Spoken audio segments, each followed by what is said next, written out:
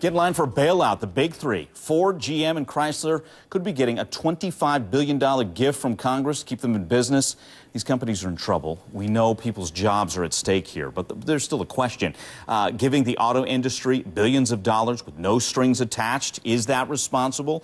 Joining me now to talk about it, Chris Markowski, radio talk show host, his show name, Watchdog on Wallstreet.com. You can find out more at his website by the same name, Watchdog on Wallstreet.com. And we're taking your calls at 1-877-TEL-HLN. All right, Chris, good or bad idea to give billions to Ford, GM, and Chrysler?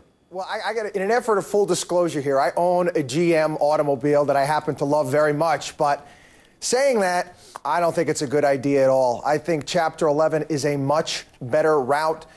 If these companies go into Chapter 11, that doesn't mean 1 million people are going to get laid off tomorrow. Cars are still going to be going about being made, business as usual. They just need to restructure these companies to where it is that it's affordable to actually make cars. You got $3,000 of every car that rolls off the assembly line goes to legacy costs. How do you make money in that business? What's a legacy cost? Well, you're paying health care costs, you're paying retirement benefits from people that have already retired, and they're kind of extraordinary as high as they are. And I find it hard that Americans are going to go along with paying for health care for other people with $5, $10 co-pays when we're struggling to pay our own health care. Okay, if the bailout doesn't happen, who gets hurt here? Some jobs are lost. Tell me, lay it out for us. Well, sad to say, but that's how capitalism is. Jobs, unfortunately, sometimes get lost in a capitalist system. When Smith Corona, the typewriter factory, went out of business, jobs were lost.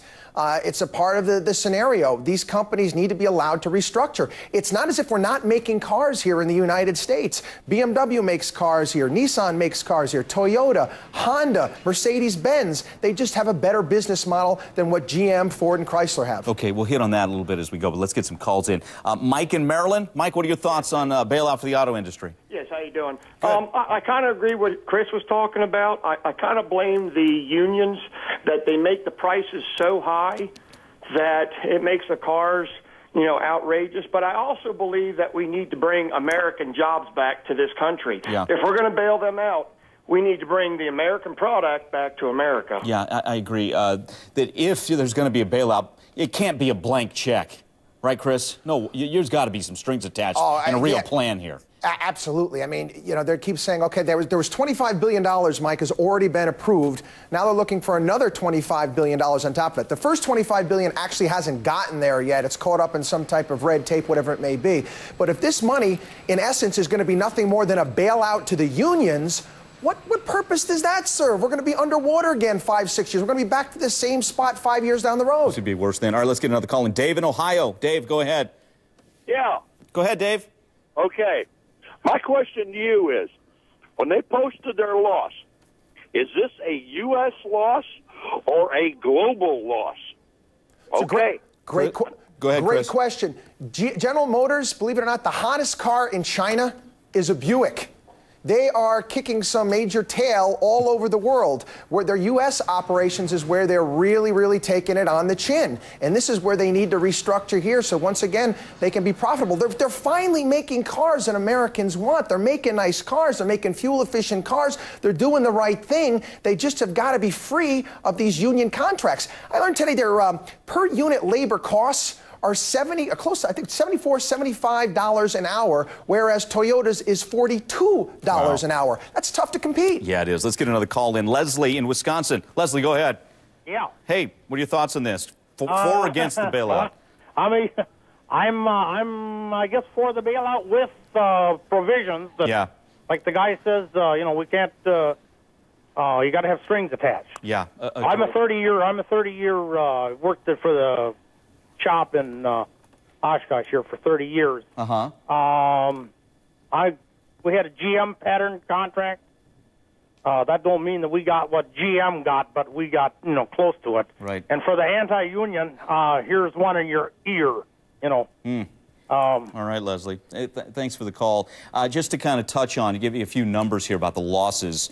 This is what October sales for GM down 45%, for Chrysler down 35%, for Ford down 32%. Would you feel better about this, Chris, if these were companies that had been winning? Because last profit, I think, for GM and Ford, 04, last profit for Chrysler, 05. Would you feel better if they were doing things right and not losing money? I'm not feeling good about any Either of this way. because I just don't see how, with the current structure of this company, how they're ever going to go about making money. I don't see how it's possible when you've got $3,000 packed into every car. Not to mention the fact, everybody's talking about strings. We're going to have strings attached. When we tell you the strings that Congress wants to attach, they want to attach all this fuel-efficient type car strings. Now, Chevy's got this new car coming out, the Volt. Now, there's a great article about it today in the Wall Street Journal. This is a car that will go 40 miles on 6 hours of a charge. Now, I'm sorry. You know, I live down here in Southwest Florida. That's not going to cut the mustard here. We drive farther than that on a regular basis. We're going to have to stop and plug the thing in all the time. I know it's got a little engine on the side, but that's also a $40,000 automobile. Congress tacked on a $7,500 tax credit for this, but that's not going to do it.